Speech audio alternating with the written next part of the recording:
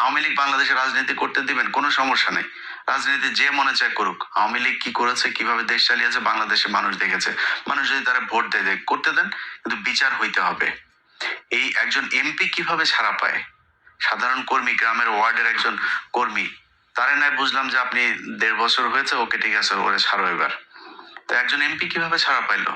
শেখ হাসিনার পরিবার রাজনীতি করতে পারবে যদি চায়, এগুলো আপনারা যখন বলেন তখন খুব কষ্ট হয়। যেই কারণেই নির্বাচনের আগে এসে আমাদের এই পক্ষ সরাসরি নেওয়ার কোনো সুযোগ ছিল না। আজকে যারা এই প্রশ্ন করেন যে ভাই কেন দাঁড়িপাল্লার পক্ষে গেলেন, তারা গতকাল যখন কিনা শপথ নিল ওই সময় কিছুটা টের পেয়েছেন যে কেন আমরা জামাত ইসলামের পক্ষে গিয়েছিলাম।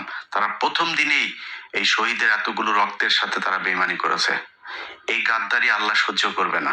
আপনি আজকে প্রধানমন্ত্রী হয়েছেন, মায়ের জানাজায় অংশ নিতে পেরেছেন, তারপরে শেষ মুহূর্তে পর্যন্ত অন্তত লাশ তো দেখতে পেরেছেন। এটা এই শহীদদের কারণে। এই যে কয়দিন আগে মানুষগুলো মারা গেল, এরা জামাত ইসলাম, আওয়ামী লীগ, বিএনপি কোনো রাজনৈতিক দল বুঝতো না। এরা সাধারণ মানুষ। দমন পীড়ন নির্যাতন, দেশের এই খারাপ অবস্থা, এগুলো দেখে তারা আস্তে আস্তে প্রতিবাদী হয়ে উঠেছে, তারপরে রাস্তায় নেমেছে, গুলি খেয়েছে, মারা গিয়েছে, শহীদ হয়েছে। তাদের সাথে গাদ্দারি করলেন জুলাই সনদ বাস্তবায়ন করতে গিয়ে। তো এই জিনিসগুলি যদি না করেন তাহলে আমাদের ভাল লাগবে। আপনারা দেশ চালান, কোনো সমস্যা নেই, আপনাদের কাছ থেকে রুটি খাইতে যাব না। রুটি খাওয়ার লোক বহুত আছে, যারা খাইতে চায় তাদেরকে দেন, কোনো সমস্যা নেই। আমার একটাই পলিসি, সেটা হয়েছে যে ইন্ডিয়া এই দেশে কোনোদিন আর মাতবাড়ি করতে পারবে না। অতএব এই ইন্ডিয়া, আওয়ামী লীগ এখনো পর্যন্ত সেই ইন্ডিয়ার সবচেয়ে পছন্দের দল, এবং আওয়ামী লীগ এই দেশে ক্ষমতা আসলে আবারও ইন্ডিয়া সে আগের মতোই করবে। সো তাদেরকে আসতে দিয়ে না, আপনাদের পায়ে ধরে অনুরোধ করলাম, আর কিছু না। তো যেটা বলছিলাম যে জামাতের আমির উনি এই কথাটা বলেছেন যে আমাদের যদি নাকি ওই সময় ইলিয়াস, আমরা যদি নাকি গ্যাঞ্জাম করতাম, তাহলে আমাদের কাছে গোয়েন্দার তথ্য ছিল যে এখানে আওয়ামী লীগ নামবে মাঠে, এবং আওয়ামী লীগের সাথে বিএনপির কিছু লোকজন নামবে, নেমে তারা প্রচন্ড বিশৃঙ্খলা করবে, দেশটা একটা গৃহযুদ্ধের দিকে যাবে। আমরা ওই দিকে যেতে চাই নাই, এই জন্য আমরা কোনো কিছু বলি নাই। তো এই যে জামাতের আমিরের মতো একজন মানুষ এতটুকু মানে স্যাক্রিফাইস করেছে, ধরেন আমি জামাত ইসলাম পাশ করলে কি হইতো? হ্যাঁ হয়তো ধরেন মনে করেন যে আমার জন্য বাংলাদেশের রাস্তাটা অনেক ইজি হয়ে যেত, আমি ভাই বাংলাদেশে গিয়ে মন্ত্রীও হইতাম না, এমপিও হইতাম না। এমপি হইলে আমি তো হয়তো জামাতের কাছে চাইলে আমার এমনিতেই দিত, আমি হইতে চাইনি তো ভাই। তো আমি চাইনি ওইটা, আমি এখনো চাই না, ভবিষ্যতেও যাবো না। এটা আল্লাহ বাঁচায় রাখলে তারপরে দেখবেন। আমার রাস্তা ভাই ওই একটা, আওয়ামী লীগ আর ইন্ডিয়া, এর বাইরে কিচ্ছু নাই। কিন্তু উনি তো প্রধানমন্ত্রী হইতেন, যিনি প্রধানমন্ত্রী হইতেন সেই ব্যক্তি মানে এত ঠান্ডা মাথায় আমার সাথে বলতে পারেন যে ইলিয়াস আমরা ওই সময় কিছু করলে দেশের অবস্থাটা খারাপ হইতো। আগে বলেছি, আল্লাহর কসম করে বললাম যে এতটুকু স্যাক্রিফাইস উনি করেছেন। তো সেই মানুষগুলোর জন্য আপনারা মানে ন্যূনতম সৌজন্যতা বোধ, সহযোগিতা, সহমর্মিতা দেখাইতে পারবেন না?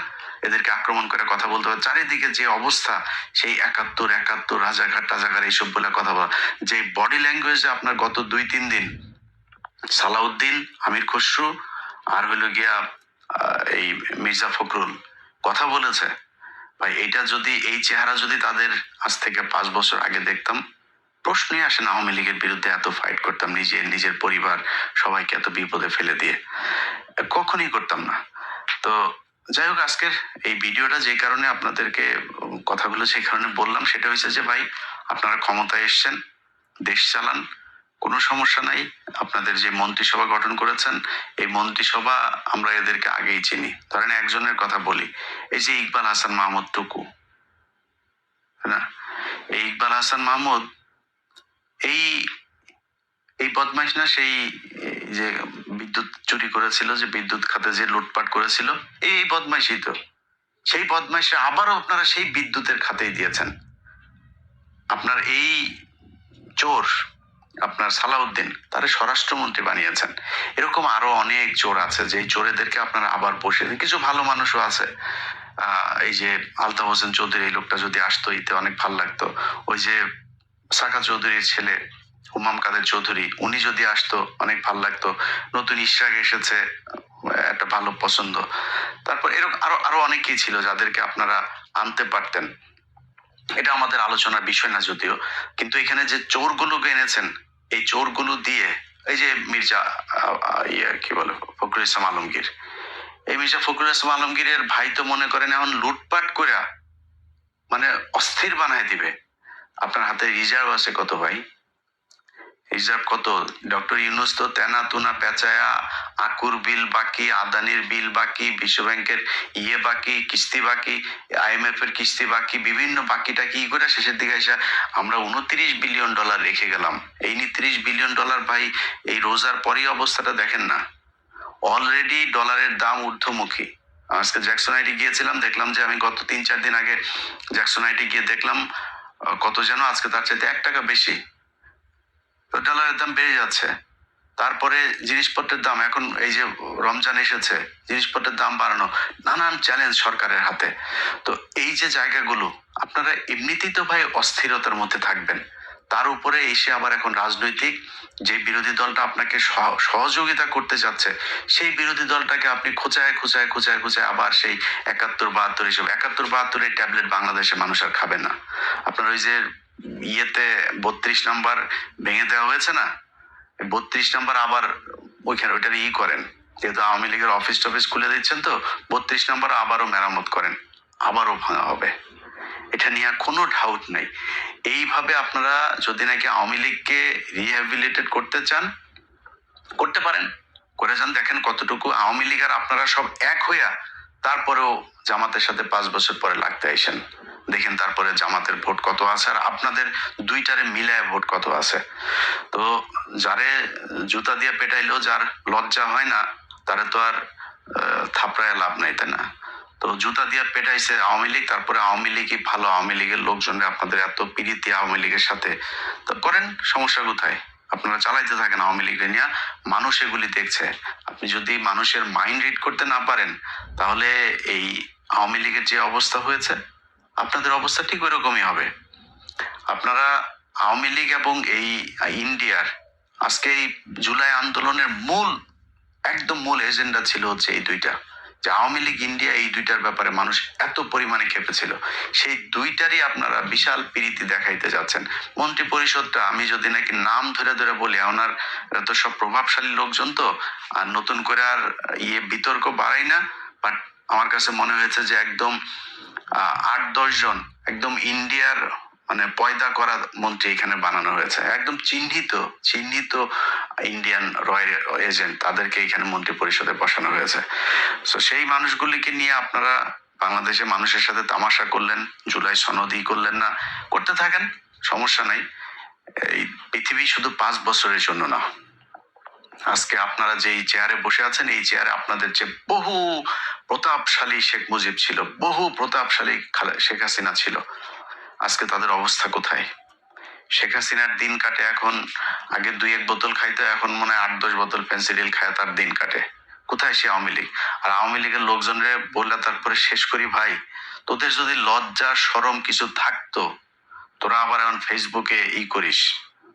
ওই তারেক রহমানের মেয়ের একটা ভিডিও বের হয়েছে, সেই ভিডিও দিয়া তারপরে এক জায়গায় দেখলাম লিখেছে যে ওদের শেখ পরিবারের মেয়েরা নাকি বিশাল আকারের সম্মানিত, তারা নাকি জীবনে, তোদের শেখ পরিবারের একটার জামাই হইল গিয়া ইহুদি, একটার বউ খ্রিস্টান, একটার যায় আকাম কুকাম করিস ইন্ডিয়াতে, তোদের তো বাংলাদেশে কিছুই নাই।